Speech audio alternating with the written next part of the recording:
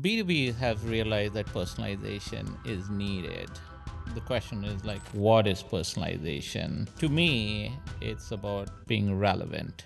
As long as you're relevant to whoever the audience is in whatever interaction that's happening, that is personalization to me. There's a difference between being personal and personalization. Is it on the right track at scale? It's like right content to the right people at the right time.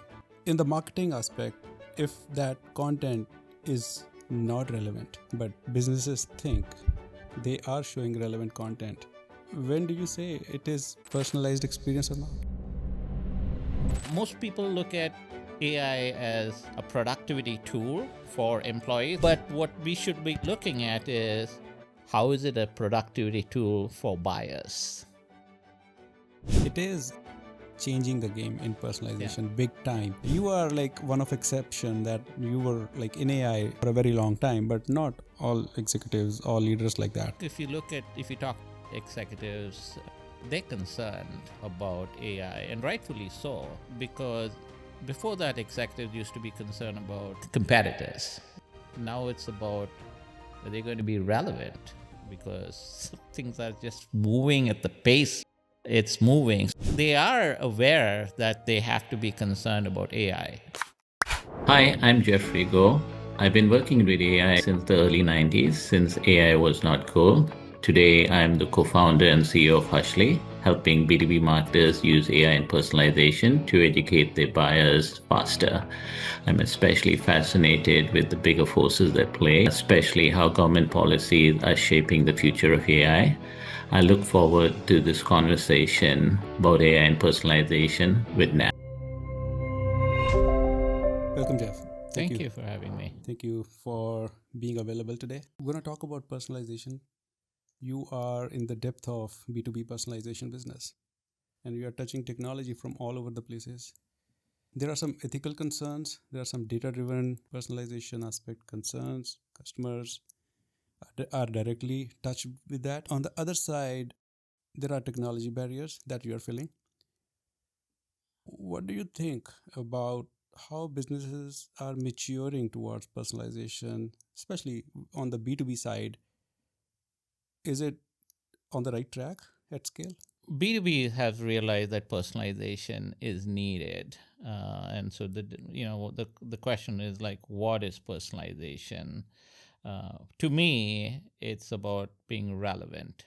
In a word, if you're not relevant, then it's not personalized, right? So, as long as you're relevant to whoever the audience is in whatever interaction that's happening, that is personalization to me, right? There's a difference between being personal and personalization. Okay. Personalization is, at least in the B2B world, is you're personalizing it at an account or industry type of area.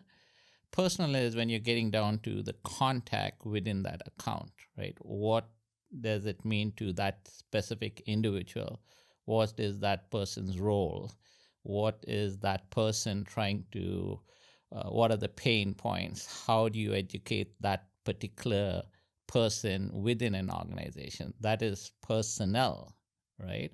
Personalization is a little bit more broad. It's like if you're talking to, say, an Oracle, they have hundreds of thousands of employees, right? So if you're at the Oracle level, your personalization, but if you're at the individual level, you have to be personal, and both go together. One without the other won't work. But the concern here is like businesses think they are on personalization track. Like if it is, as you mentioned, if I explain that in a way, it's like right content to the right people at the right time.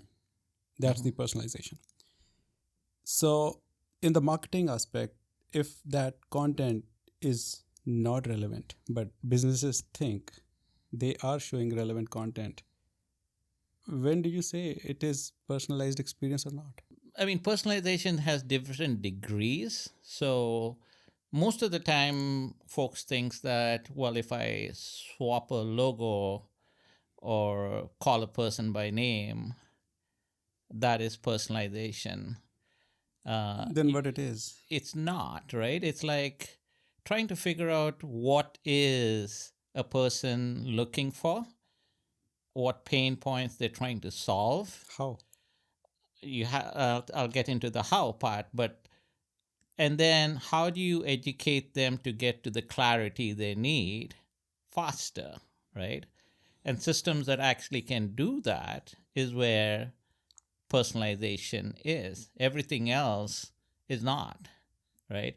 So I've seen several companies who just think, well, take a white paper, slap on a logo, and send it out to that particular account. Yeah, typically. And that's typical, but that's not personalization, right? So whereas the question of the how is, you have to understand what is that, who's that person, what is that person looking for, and there are a variety of ways to do that. One way is inference, by observing signals, activities, behavior, stuff like that, right? You're making an inference. If that particular person looked at a security white paper, maybe they're interested in the topic of security. You're still making an inference. Or viewed this particular webinar, that is another inference, right?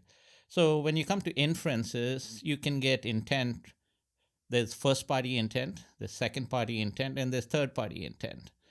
So how do you get that intent? If somebody's on your property and viewing your content, right?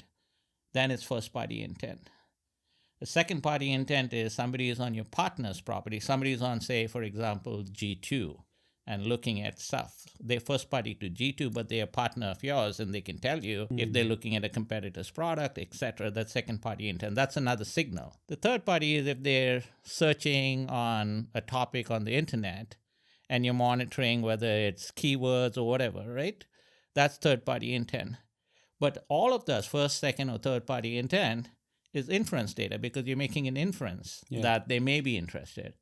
But what's even better is zero party data, right?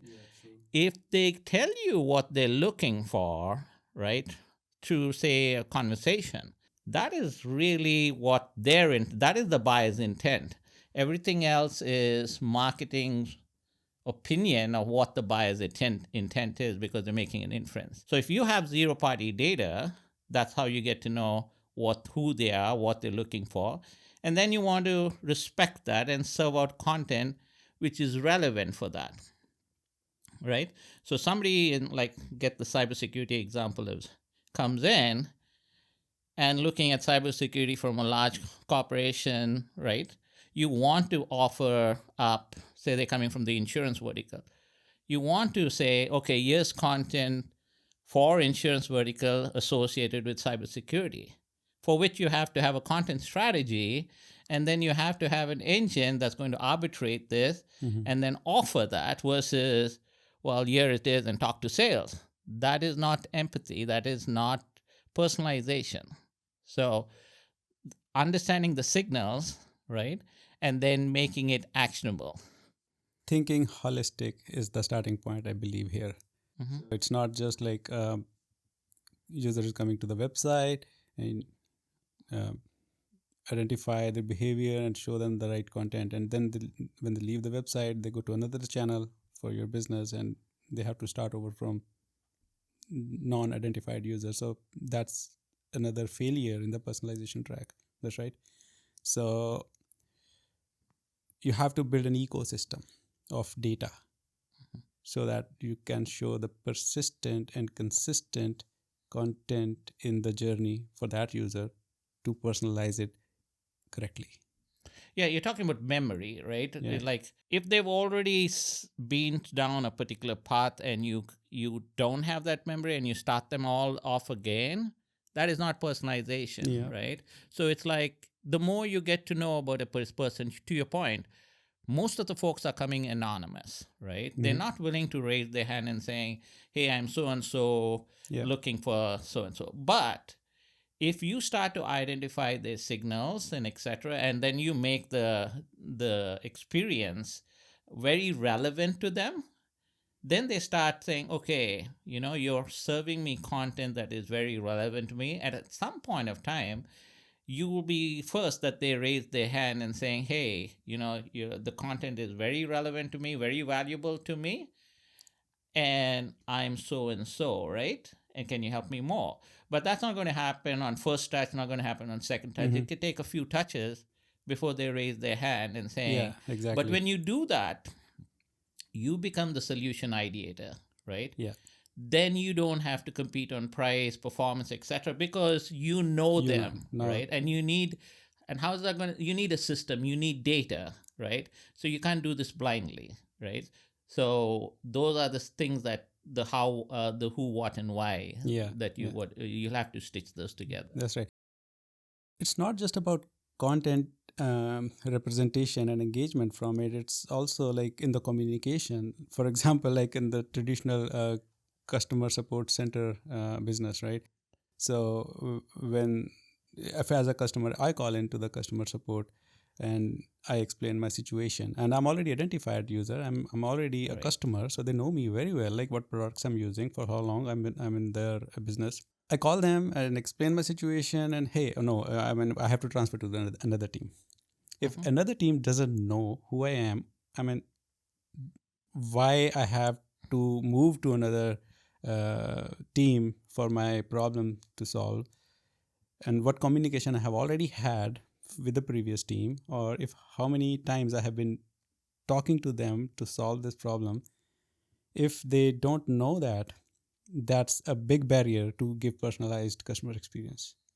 Hey, that is the, you hit it spot on. Like, we all experience that problem, right? We call in, and when you're passed on from one CSR to another CSR, and then you have to repeat the whole thing again and again. It's not that either the systems are not integrated, or the person's actually not looking at the context and then saying, please identify yourself again with the problem. That makes you feel frustrated, right? Why am I repeating myself, right? I just told everything to your previous customer success. So that doesn't work, right? So the continuity, I was talking about the ability to remember stuff, right? And that is what really, really valuable is. Like, I know you, now I get to know you a little better, but I can't get to know you a little worse. Stay in context. In context, right? So that is absolutely important, is that memory of what you did. So now that I know a little bit of you, how, based on that knowledge, can I make it even better for you? Because if I'm not doing it, then you're not going anywhere. You're not progressing. Absolutely. Right. Yeah, personalization is a bit overrated and underestimated at the same time, I would say. I was looking at a Gartner report published earlier this year, just a couple months ago. And they surveyed about 1,500 B2B buyers and consumers. And they said 53% of them said it harmed their last purchase because of complexity and confusion of the data they are seeing. Okay. And almost all of them felt overwhelmed. So they didn't like the experience they received. And it's all through the personalization implemented systems. And even more than that, they said they feel rushed. So means like they were being sold. So it was a sticky experience to make them buy the service or product. On the other side, McKinsey had surveyed consumers.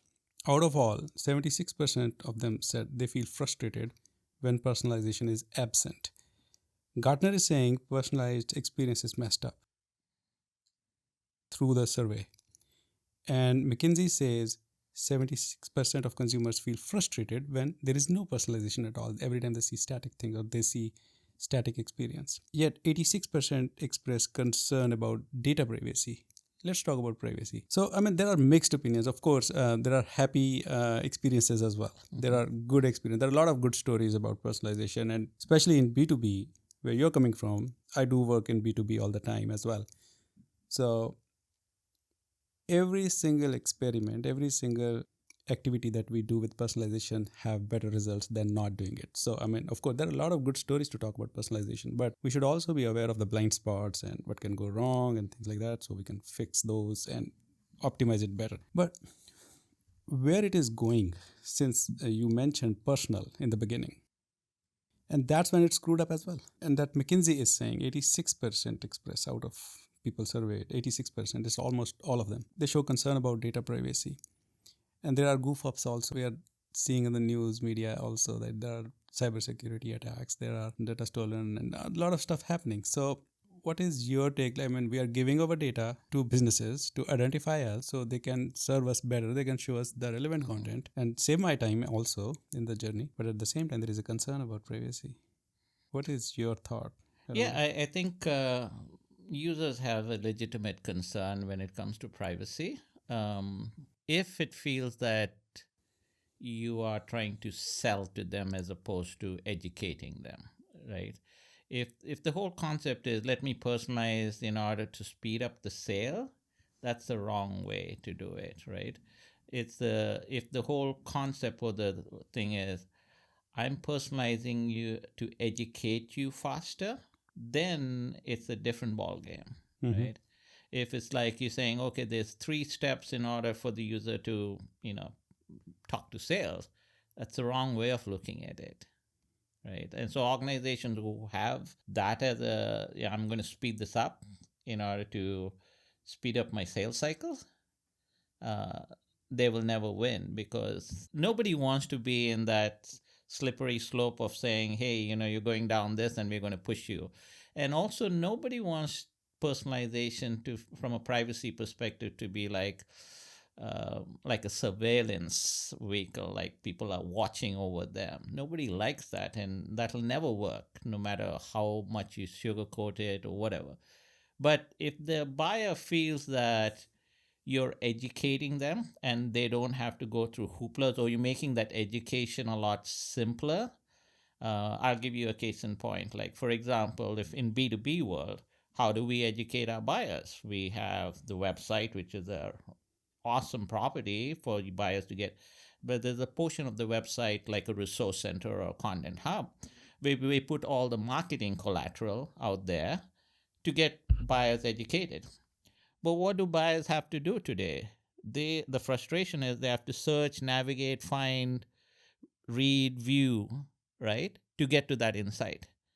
But organizations who take a different approach are saying, I'll make it easier for you to find it without having to go through all this hooplas, they're going to get rewarded, right? Because the mindset is not about accelerating sales. It's a byproduct, not the main thing. Exactly. It's like, I want you to get educated for what you're looking for without having to go through all this hassles faster. That is primarily the goal. How can I educate buyers faster?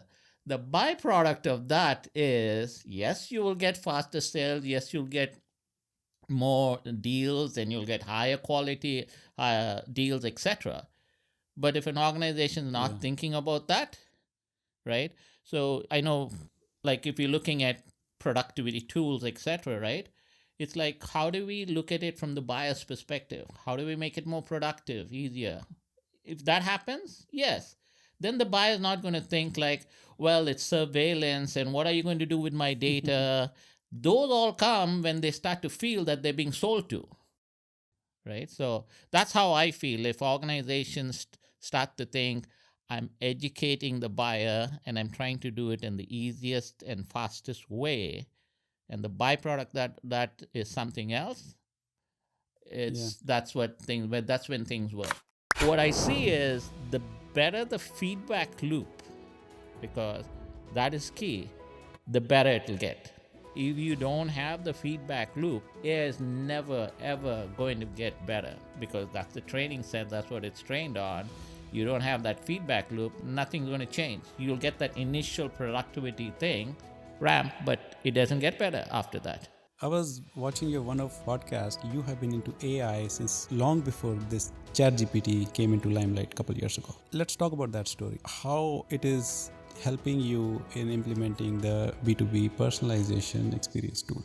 You don't need to know who the person is visiting your site. We can use similarity models, like content similarity models, to figure out patterns, what content is similar to each other.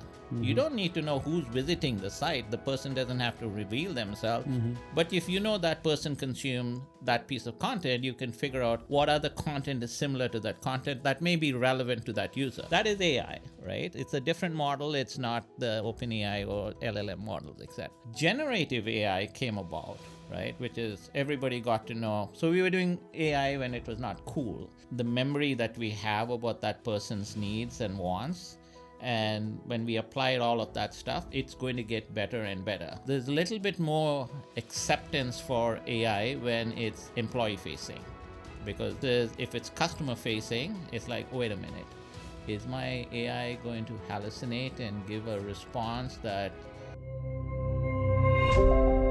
So you can show relevant content and just don't show gated form all the time. Don't show call us all the time or give us your number all the time, because it doesn't make sense, right? Yeah, it's when they're ready, they will. If you're adding value, they will. If you have a CTA, for example, which says, I know of an analyst firm, right? I won't name them, but an analyst firm was trying to get people to book a demo to meet the analyst, right?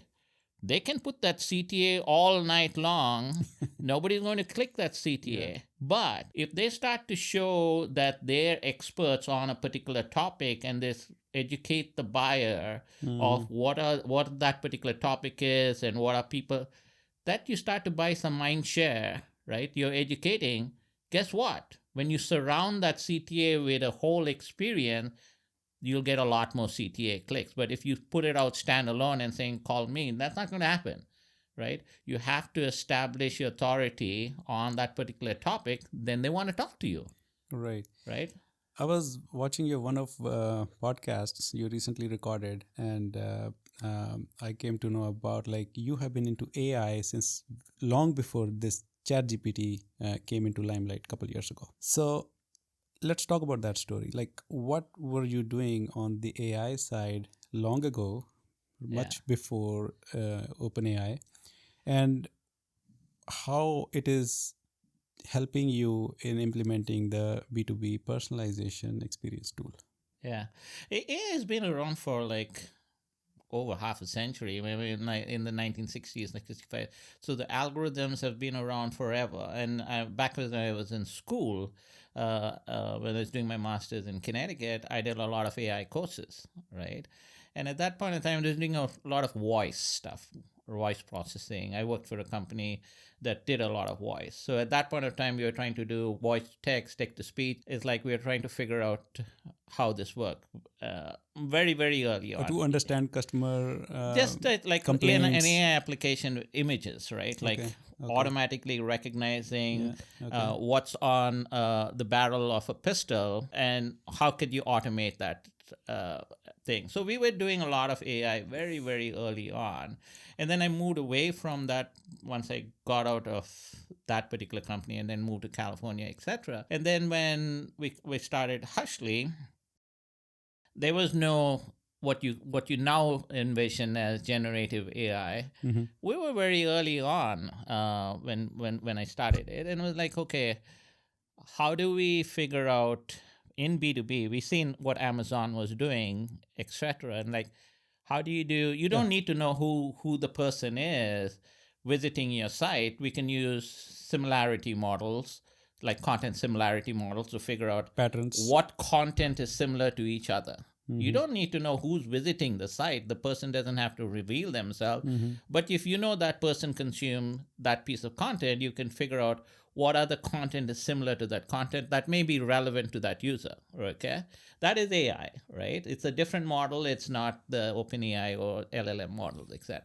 It could be path traversal models similar to Amazon. You watch this, other people took, or if a person viewed this piece of content, they typically go down. So we have, there's different models. And then when generative AI came about, right, which is everybody got to know. So we were doing AI when it was not cool.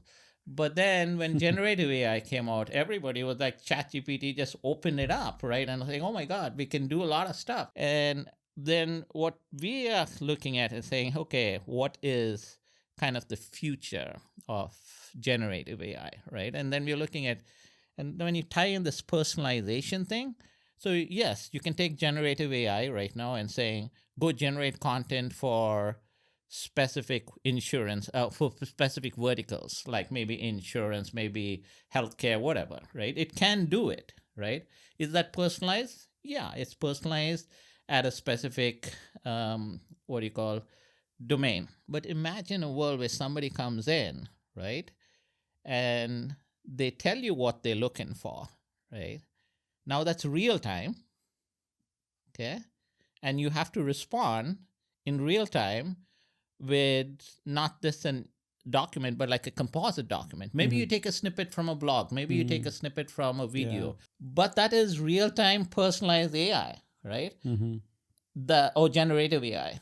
So I've been there way back, right, when there was no LLMs and the Transformer series, etc. To pre ChatGPT to now what's ahead. And most people look at AI as a productivity tool for employees, and I'm not saying it's not, but what we should be looking at is how is it a productivity tool for buyers? Yeah. Right? How can we use AI to be a productivity tool for buyers? And that's where personalization comes into the mix. If you can do that, right, you can make the buyer's job easier, you can educate the buyers easier using AI, all power to you. It is changing the game in personalization big time. Where do you see it's going with AI? Like how we are in hyper personalization time currently. We have to be very thorough, very accurate, and very fast. Yeah. Right. And at scale. Personalizing multiple experience in real time. Yeah. Using AI. And at the same time, AI systems are resource hungry in the data center side. Okay. And also data privacy concerns.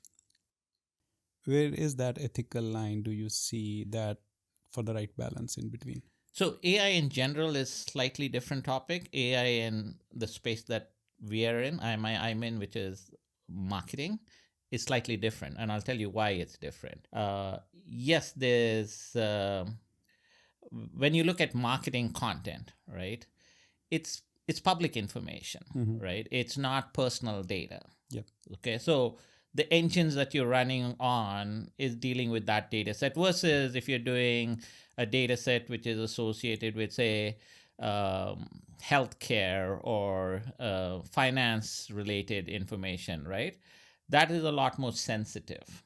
Okay, so we are a little bit more fortunate that the data set that we're dealing with is less on the side on the concern about this is personal data, right? So it's not that it doesn't have any other cobwebs, but it's a lot cleaner than the other data sets. Okay, so I see a difference in terms of how AI will be used in our domain to actually educate buyers, right? It's like the more that we know about this particular person, the memory that we have about that person's needs and wants, and when we apply all of that stuff, it's going to get better and better. But I also see that especially when it comes to buyers, right, when you use AI, the sensitivity of actually offering some of these AI experiences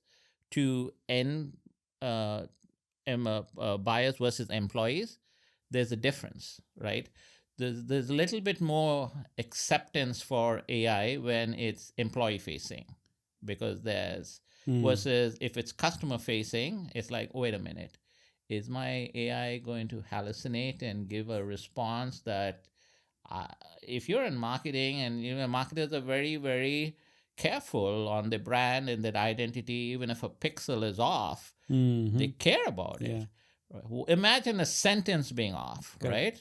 That is the period, the comma, bloody murder, right? Yeah. So I see that you can't take just AI as an umbrella and just apply it to everything. It's specific for specific situations. And it's different for an employee adopting AI versus if you're customer facing or support, right? So there are areas that you have to be careful. What I see is the better the feedback loop, because that is key, the better it'll get. If you don't have the feedback loop, it is never ever going to get better, because that's the training set, that's what it's trained on. You don't have that feedback loop, nothing's going to change. You'll get that initial productivity thing ramp, but it doesn't get better after that. The Biden era policies of AI was more safety oriented, whereas the Trump era policies are more speed oriented, right? Yeah. The next 2-3 years is very critical for us, right, in terms of who's going to dominate and own the AI stake in the world, right? Have you ever failed? Do you realize that you failed at some point, that you want to fix? I have more failures than successes, honestly. There will always be obstacles, there will always be opportunities, right? We look for what's going to happen or what is happening that others don't see. Especially on the role like yours, you have to make a lot of decisions and correct decisions. If layoff is not on the priority to cut cost, then what should businesses do? I've not gone down to the level that I have to cut staff, but I have gone down to the situation where visibility is not there. So then what we have done, lowered salaries but kept everybody in, like a 10% decrease. You're touching employee experience to enable for AI with training and awareness and showing examples and use cases and enabling them totally, which is totally a good thing and must do thing rather, in order to deliver that level of customer experience too. In this way, and another thing, like I was looking at some data points from Thomson Reuters. According to this study, and that is study done with C-suite only, and 85% of leaders think that AI will have transformational impact on their business, but only 34% agrees that they have enough technology and enablement in their business to get there. So there is a gap between vision and the execution. When you say that employees should be enabled, I think here the leadership awareness and enablement with AI is equally important as well. What do you think about learning AI at a C-suite level? Like how would they make the change successful, like if they don't know the thing themselves? It's like an AI mindset. The executives have to have an AI mindset. And even not awareness on the capabilities. Otherwise, it's not going to go anywhere, right?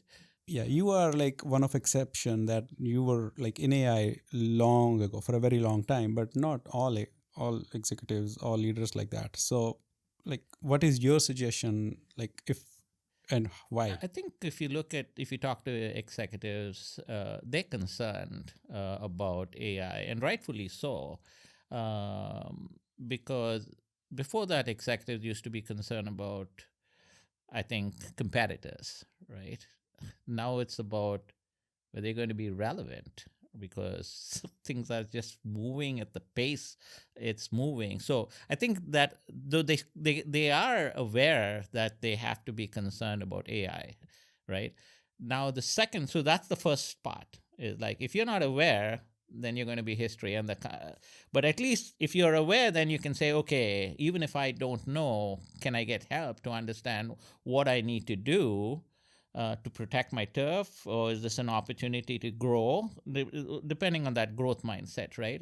So then second part is that AI mindset, which is like, okay, how should I change my role, my responsibility? What should I be doing? What am I doing right now, and how do I work in this new paradigm where AI is going to be the big differentiation, right? So then it's like, you can't be the gatekeeper. You have to start thinking of not like work, like event condition action type of stuff on if this happens, and you become more like, okay, let AI do it, and I become more of an orchestrator, like automation versus orchestration.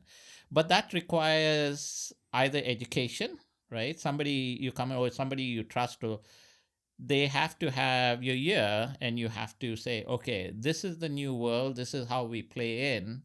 And these are the things I need to do. I have to transform the business. Everybody has to believe in it, Takes right? everybody, yeah. But so the executives, I would say majority of them have understood what is the power of AI, and if they don't, they're going to be history. So I don't think that's the problem. I think the next part is the mindset. How do I transition everybody into this mindset of not being the person to going actually doing it? Let AI do what it can do best, and let us humans be that orchestration of orchestrating all of these components or these workflows together. And that's where, you start to see the power of AI. There is no better time to learn AI than now, since like the Trump has announced his AI plan just a couple of days ago, which will bring in a lot of new businesses into the game, and they're going to be competition. They're going to be a lot of innovation also going to happen, because he has also given some relaxation, the federal waiver on the DEI and the climate control regulations for AI projects. Yeah. Which means like there are less rules and more players. Yep. So to stay in the business, there has to be like tougher battle now. That actually stops even for higher than a corporation, right? It's the policy thing. That governments like the U.S. Yeah. And that's going to drive a lot of directions, right? For example, this is unfortunately this is the case, but it's like the Biden era AI policies versus the Trump AI policies. I kind of say the Biden era policies of AI was more safety oriented, whereas the Trump era policies are more speed oriented, right? Yeah. Right now it feels like they're disjointed. Like the Biden era was more about oversight, making sure that it was DEI friendly. There's a lot of other stuff that happened within the Biden policy, but I would put it under the umbrella of being cautious and safety and but then the Trump era is all about go conquer the world with the speed that you want, get rid of the regulations, and US has to dominate and own AI. So you could see merits in both, right? Yeah. We can't say either one side is wrong. We can't really say that, because China and Middle East, like look at them. Yeah, how you can't, fast. right? So you can see merits in both, and you don't want one to slow the other. So it's going to be interesting now with the Trump policy. Go fast, conquer the world, make AI US to be the superpower when it comes to AI, and nobody can deny that that's what we want, right? Yeah, I would love to see that. That's what we want, but there are also aspects associated of being fair, having the right oversight. I use the word right. Some things without just go drive on the road, cause anything, right? So finding that balance will be tough, but you definitely see a big difference in terms of the safety or a guardrail policy on AI versus the rocket ship just go launch and conquer the world. So it'll be interesting to see the next few years how this happens, but definitely you'll see a lot more players in trying to own the AI space. Yeah, we'll see how this turns out. But again, like it's just like they're giving relaxation to the goal, right? To the AI plan. But doesn't mean you can still not be ethical on the sustainability side, on the DEI side. I mean, businesses are still like focusing on that. I'm sure like they're not going to leave those goals just because they are in AI and there are relaxation. There's still ethical practices. There are still human practices that companies should continue to respect on the privacy side, on these sides. Unfortunately, that's kind of strategy political also in something. It's like, that is the big thing. It's like there is a no DEI policy within the LLMs for the government agencies, etc., right? That is what the Trump thing is. But I hear you in terms of you can't just do that without be considerate to and having the social responsibility of being right. So Yeah. Unfortunately, I don't know what's going to happen, but it looks like we'll see. it's going to be deregulated. There's not going to be any sort of at least as long as the Trump administration is in power. That's what. So the next 2-3 years, that's going to be the policy, and that's the next 2-3 years is very critical for us, right? In terms of who's going to dominate and own the AI stake in the world, right? Like Nvidia had a promise and a commitment to make their offices and data centers self-sustainable, abundant within 2025. Yeah. So, and they are in AI. Yeah. I hope they stay on that. Yeah. It's interesting, the AI stack, if you look at it, right? You have I would say, the chips, right? NVIDIA, AMD, Intel, kind of, they dominate almost 100, among themselves, they're 100%. Yeah. And then on top of that, you have the hyperscalers, right? Which is Amazon and Microsoft and now Oracle, like all the hyperscalers, Google. And then on top of that layer, you have the LLMs like the OpenAI and Anthropic. And now there's another layer which is coming on top of the hyperscaler, which is the agentic collaborative interfaces. Yeah. And then what is actually will be pretty cool is what are these AI applications sitting on the top. It's kind of the network stack, right? The old network stack, but this is kind of the AI stack that's building. And we want to own it. Right, the US wants to own every single piece of it. Not NVIDIA is like the lowest when it comes to the chips, but every part of it has to work together in order for AI to flourish. Well orchestrated. Yeah, you need optimized. All of those, and we have everyone we can name that. Yeah, we're leading, and it's great, to be like the leader and driving, but we can't rest on our laurels. We always have to continuously innovate, otherwise we get left behind. The world is moving so fast. So there is a lot of chaos in all this, in industry and as in customer experience side of it, personalization. How are you coping up with all these? You're a CEO, you are in the business for a very long time, and how are you keeping up with all these things? Like, how are you managing it? Well, just not that, but there's other stuff that is happening, like COVID, where you have no visibility of what is happening. How long it's going to last. We've never seen this before.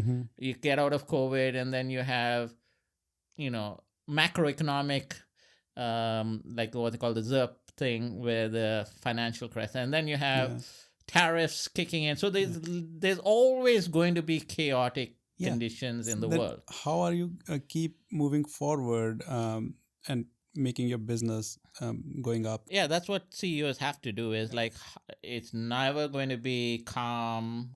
It's always going to be, you have opportunities and threats. You just have to figure out, where you're going to make your bets on. That's what I've done.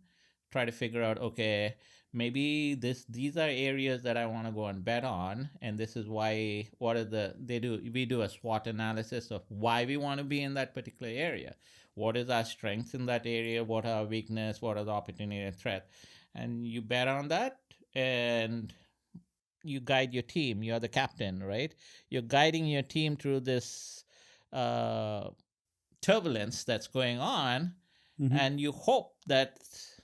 You not just hope and pray, but you also do stuff to make sure that you survive and thrive. I know. The life of a CEO is tough. You are a role model for your both business, employees, staff, and your family, right? Yeah. And you have commitments, both sides. Have you ever failed? Do you realize that you failed at some point, that you want to fix? I have more failures than successes, honestly. But I think the failures are, like everybody says, and it's true, you learn from those failures, right? It's like you burn your right hand touching a hot stove. Guess what? You'll never put your left hand there, or you learn from that. So have I had failures? Absolutely. More failures than successes, right? But being an entrepreneur, that's the passion, that's the energy, that's the drive that you have. You're off road. It's not like you're sitting in a 5-star hotel and with luxury, right? You're off road on a trail. I love that, right? So it's like there will always be obstacles. There will always be opportunities, right? We look for, as entrepreneurs, we look for two things: what's going to happen, or what is happening that others don't see. One of those two, or both, right? And once you have that vision, then you figure out how do you make sure that you can guide the team through whatever trail they are on, right, to get to the finish. You want to share any experience from your professional story, that the hard call that you made and you're proud of it? Yeah. And sometimes it's like, sometimes you have to, less is more. Sometimes you defocus and say, I've been doing X, Y, and Z. I'm not going to do X, Y, and Z. And I'm going to keep A, B, and C, and I may do E. But that's a very hard thing to do, of saying, I'm going to sunset or pause these type of investments. It's very difficult to do. But when you do it, you get into the less is more philosophy. Your resources are more focused, etc. So there are areas that you see opportunities and saying, well, something's happening in this world. We don't really have a horse in that race, but I want to invest in it because that's what's going to happen 5 years from now, right? And I don't want to be leading a company where they say, "Oh, I'm blindsided. I didn't foresee that." Yeah. Right? But if you foresee that, then you build something to be in that space. Especially on the role like yours, you have to make a lot of decisions and correct decisions to stay on that repo, on that goodwill, on that trust level for your staff, for your followers within the organization. They are counting on you to navigate them towards success, towards growth. So I'm sure you would be or would have been in some situation where you had to pick like cut off staff or cut off processes, deprioritize few things to cut your cost, because money is the bloodstream for any business, right? And when like businesses are in those situations, of course, when you were in that situation, when it's time to decide where to put in money, and cutting staff is much quicker decisions that businesses make at times. If layoff is not on the priority to cut cost, then what should businesses do, or like what you have done in the similar situation in your experience? Fortunately, I've not gone down to the level that I had to cut staff. Awesome. But I have gone down to the situation where visibility is not there. So then what we have done is, or we've done this once, where we lowered salaries but kept everybody in, like a 10% decrease, right? Yeah. So that's closer to cutting staff. But what we felt like, it's more important that we as a team are together because the power of many makes sense. And we weathered the storm to get back to, when visibility became clearer, we got back into regular. So we I didn't personally ever have the situation where I had to say, okay, let me cut staff. Never got, and I hope I never will. No, good luck. I wish that continues in your business. Even my customers are my partners. I don't have all the answers. We sit down, we co-develop, co-invent, and we say, what do you think? Where is it going? Right? What can we do better? And so when we do that, it's not me alone. Yes, I am the driver, but I get a lot of input from many, and together we can figure out a solution which is better. Not the best, but better. If you want to hire somebody, who would you look for? I like people who are athletes, participate in sporting stuff. I have a slightly different mindset of, like, I have this customer first mentality, right? It's okay for them to fail, right? They should not be afraid to fail. They should be thinking of experiments, right? With a purpose. Show me that you failed. Show me you took the initiative. Yes. You may not know all the answers, but you thought that was right. I'm with you on that understanding that employees will usually mostly be okay because it's tough time for businesses, for market, for industry, and I don't think like they would rather prefer to get laid off against little less salary, which will come back later on. It's like just like deposit with the company, right? And I also have mentioned the same approach a while ago, even like on a social media, like businesses can consider this option. Employees would love to do that rather than just being jobless. And this year, it's already been over 100K of people got laid off, and those are from big brands. And layoffs is not the only solution to cut costs, I think. And so otherwise, what is your motivation right now in this AI market, personalization, where businesses are going? What are those top 3 traits that leaders should follow to stay in the game? For me, it's at least the business that I'm in is like we want to build the very best buying experience. It's almost inverse, almost always inverse for me. It's like if we can make the buying experience the best, then everybody benefits. Okay. Whether you use AI or you don't use AI to make that, AI definitely helps. It's not going to hurt when used right. Okay. That's where I see is like, and we've evolved over a period of time to figure out all the different areas or touch points, whether it is sales or marketing or support or whatever, right? Where all the place point we can make those experiences better. And if we can, we should do more. We're not perfect. And I always believe in progress, not perfection, right? If we wait for perfection, forget it, right? So it's never going to happen. But incrementally, if you can increase the buyer's satisfaction, that's going to help, and that's what we are laser focused on. What can AI do? So, for example, like the getting zero-party data. That's immensely great. We never had that like 2 years ago, but now we do.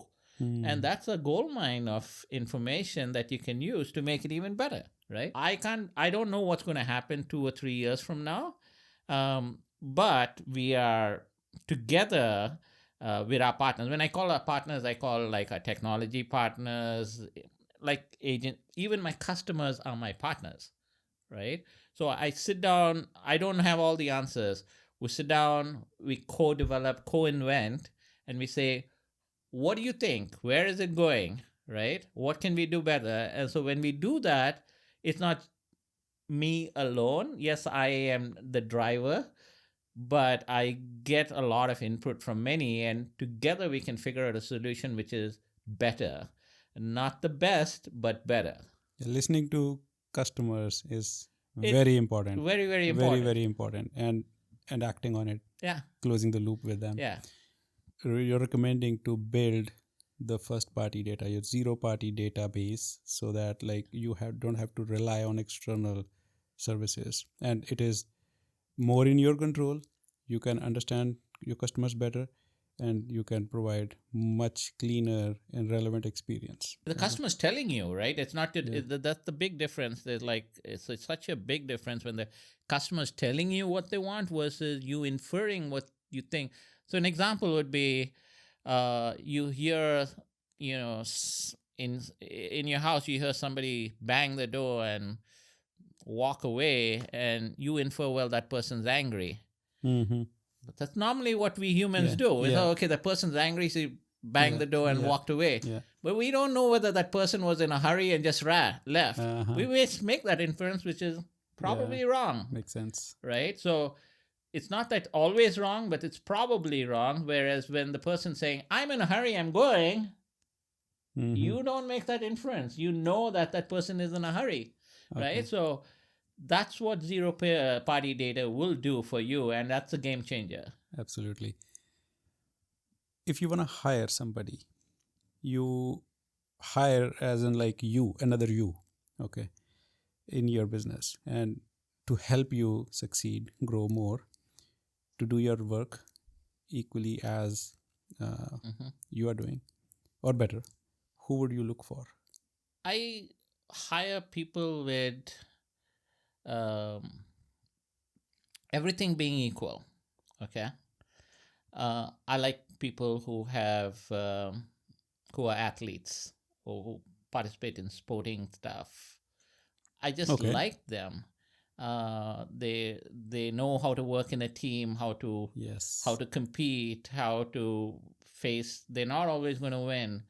They have the aptitude to learn, right? Mm-hmm. So I'm not hiring for a specific skill set. I'm hiring whether this particular person can actually do work with the team, and so that's kind of how I hire, right? And when they come to me, I have a slightly different mindset of like, I have this customer first mentality, right? Can I mold them to be more thinking about the customer first as opposed to anything else, right? Mm-hmm. Because if I can do that, then we're all rowing in the same direction, right? Mm-hmm. And they have to be, it's okay for them to fail, right? They should not be afraid to fail. Absolutely not. They should be thinking of experiments, right? With a purpose of what they're doing. They should be, those are the type of people I would hire in a heartbeat, right? Show me that you failed, right? Show me you took the initiative. Yes. You may not know all the answers, but you thought that was right. Yes. And you did it, right? You may have failed in doing it. That's great, but you're not sitting down and saying, hey, I'm an order taker, tell me what to do. Yeah. Right? So I like those type of folks, right? Who are the go-getters, who are the change agents and can come in, not afraid to fail. And then I also like folks like with the sporting analogy, like I like Michael Jordan. I don't like him as a player because I was a New York Knicks fan. And he always ruined my Knicks. So he was my nemesis. But what I liked about him is how he made people around him better, right? He elevated their game and made them better. So I like the aspect of, making people better versions of themselves. So if you have those traits, in a heartbeat, right? Those are the type of people can elevate the organization. So is it the right terminology to use, like jack of all trades, for that co-athlete as an comparison? all-rounder, kind of. I would say yes. I'm not looking for a specific trait. Like, obviously, if I'm looking for a developer, I'm looking for a developer, but it doesn't mean I'm looking for personality somebody. Is a different thing, right? Yeah, but I'm looking for somebody who says, I want to learn, right? I have this desire. I don't want to be, there's no boundaries, there's no limits. I'm more experimental, right? So that's what I'm looking for. And if you have that, not just me. I think everybody should be hiring those type of folks, as opposed to, I got 15 years or 20 years of experience. That's just that books. is good. I'm not dismissing that, but would I hire that versus somebody else who fits this particular profile? I would lean towards hiring somebody in this profile group. That's very interesting profile. Yeah. It's an interesting profile, but in startup, you need those type of individuals, right, who are willing to go off-roads, right? Absolutely. Ready to wear any hat, and to still can drive go the show. hiking or whatever the stuff is, right? It's like, and that's where true learning comes, and they mature very, very fast. They don't have to go and do an MBA. It's in the trenches MBA, right? So I love those type of guys and gals. Nice. Yeah. Great. Thank you, Geoff. Thank you very much for your insights today. Oh, you're welcome. Thank you so much for having me. Hopefully it was helpful for the audience, and I enjoyed it. It's wonderful. Thanks. Thank you. Thank you so much for hanging out with us. I truly appreciate your time and attention. If something in this episode sparked a new idea, shifted your thinking, or even just made you nod along, go ahead and hit that subscribe button. We are just getting started. We might have made mistakes. I promise we will improve. In every episode, I'm going to dive deeper into such conversations that impact us. And hey, if you're vibing with what we are building here, share it with someone you trust. That's how good ideas spread. Until next time, think holistic, think economics, think fast, and keep leading forward.